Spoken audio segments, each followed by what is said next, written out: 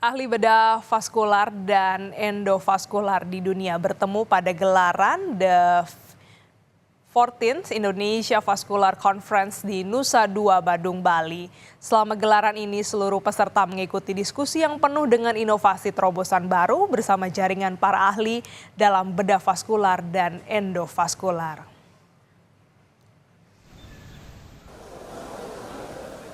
Mengusung tema Building Bridge, Connecting Innovation and Expertise in Vascular Health, atau menghubungkan inovasi dengan para ahli dari bidang kesehatan vaskular, The 14th Indonesian Vascular Conference digelar di Nusa Dua, Bali. Bekerjasama dengan VWin Foundation, Indonesian Vascular Conference ke-14 kali ini dihadiri oleh 77 negara di seluruh dunia.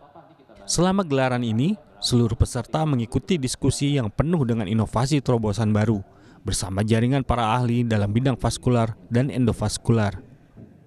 Dari gelaran ini diharapkan bisa membuat ahli bedah vaskular, endovaskular, dokter bedah umum, ahli bedah umum, hingga perawat di rumah sakit mendapatkan pengetahuan yang mendalam mengenai teknologi dan trik operasi penanganan pasien, serta mengembangkan layanan ini di rumah sakit. Selain itu, dilaksanakan juga V-Help, yaitu kegiatan baksos di Rumah Sakit PTN Universitas Udayana. Acara ini memberikan perawatan gratis untuk 100 pasien dan juga masterclass untuk skleroterapi, pengobatan vena, kompresi, dan pengenalan alat endovenus. Acara ini berkolaborasi dengan dokter profesional baik nasional dan internasional. Ya, konferensi INAPAS yang ke-14 ini sangat fenomenal karena berkonjunction atau berkolaborasi dengan VWin International yang dihadiri oleh 77 negara dari seluruh dunia. Permintaan rumah sakit dengan vaskular dan endovaskular di Indonesia ini cukup tinggi. Pengobatan bedah vaskular pada penyakit diabetes ini pun masih ditanggung BPJS dengan teknologi yang digunakan untuk memudahkan proses bedah. BPJS hanya menanggung